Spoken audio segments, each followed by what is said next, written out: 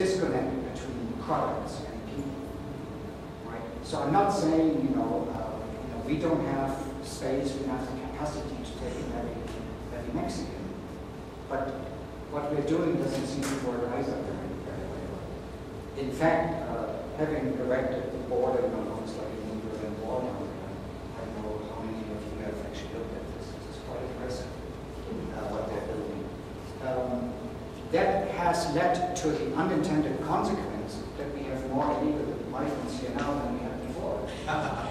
And I'm not facetious, I'm not trying to make a joke here. So what has happened, the mechanism is that it is so risky now to cross the border that once you're here, you don't want to go back.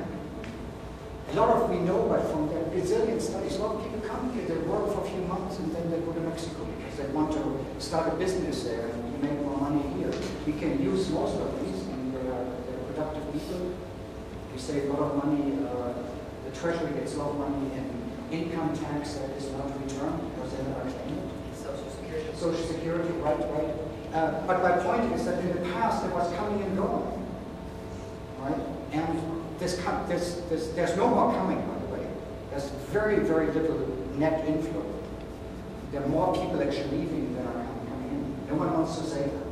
We're all thinking about Mexican invasion here. No, we are cloaking it in terms of national security. There are concerns with 9/11, and I share this just as much as anyone else. But there's not a single evidence that anyone ever came from Mexico. But our Canadian border is totally unprotected, mostly unprotected. Well, that's where some cells work. That's where some of the stuff comes. If I want to come into this country, that's where Oregon. There's a huge shoreline, and they have 5-foot border patrol. So I think we are focusing on something that's really not doing us much good. And if we are really concerned with illegal immigration, the border really hasn't helped us much. Because while a lot of people came in, a lot of people came out. It was not like an ebb and flow. And that we no longer have. So that's what I'm saying. Once you look at these things are complicated. And I think, again, yeah. You seem to be saying that decline in population is more serious than overpopulation. No. Is that right? No, I don't. Then I misspoke. Yeah, okay, what I was thinking, like in Russia, it has a declining population, and they're a great nuclear power. Right. If the population kept declining to a point where they didn't really have a country anymore, right, would they get desperate enough to start a nuclear conflict because they have nothing left to defend? Yeah. It's possible. Maybe you can use the mic. It's hard to hear. Yeah. Okay. The question was that I seem to be more concerned with declining populations than with growing populations, and that the gentleman said, well, in the case of Russia, populations, mortality rates have gone up after communism, and the sort of social net sort of came to widely live.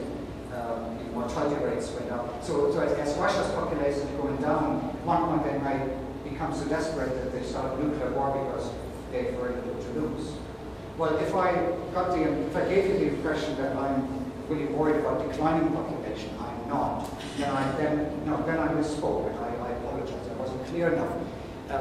All I'm trying to say is that I'm concerned about population growth declining too rapidly, but it is growth that is declining, it still grows. And the reason I say that was for what I showed here is that there are economic and social disruptions when you change the age structure too quickly. And I'm just as much concerned with the social and economic matters as I'm with the environment. I don't have a priority, they're all important. And I want to avoid disruption in the other two sectors. Back again in the 1970s, when we were all concerned about population growth, fertility had declined so much in German-speaking countries that actually it was very clear that there would be negative population growth, that German-speaking countries would decline in population size. And I remember a conference in Mexico City, an international conference, where it was almost all Germans, and they, oh God, there would be fewer Germans around. if you're Austrian, so if you're Swiss. And finally, an Australian demographer stood up and she said that he does not think that the word would worry, that the word would run out of Germans. And that shut up the discussion. But you hear those things. I mean, numbers are, numbers can mean power. Coming back to your example about nation states, think in nation states. So when Brazil wanted to make sure that it did not get invaded by Venezuela, because where you have rainforests and where you have uncharted territories where we use the border, they settled people close to the border. They needed people, so they could say, I speak Portuguese and you speak Spanish. It's very clear which country it is. Those things matter, but I just don't think that there is a real problem with declining population. Europeans, in particular Germans, care about it because Germans are here. The number of Germans are decreasing, but the number of people who, like in the case of the United States, want to go to Germany because it's a very rich country, is so great that through immigration they can very easily get the numbers that they need for their economy.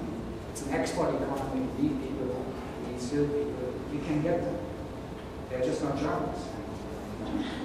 And if you're really concerned about Germans, well, my answer to them is I wrote a piece for some German colleague, and he didn't quite like it. But it was entitled that the Turks are the rescuers of German culture. Very provocative, but what you see in immigration over time is that people who come to a country often oversubscribe. People from a different country are more American than European. And so often then the culture of a country gets really reinforced by people who come in. Right. And so my argument was, well, just let Turks come in, they will be more German. And that actually happened in German industrialization when the Poles came in, because as Germany industrialized and needed people. The Poles are sort of what you now see, the Poles in Germany are now, the Ruhr district are now what you sort of prototypical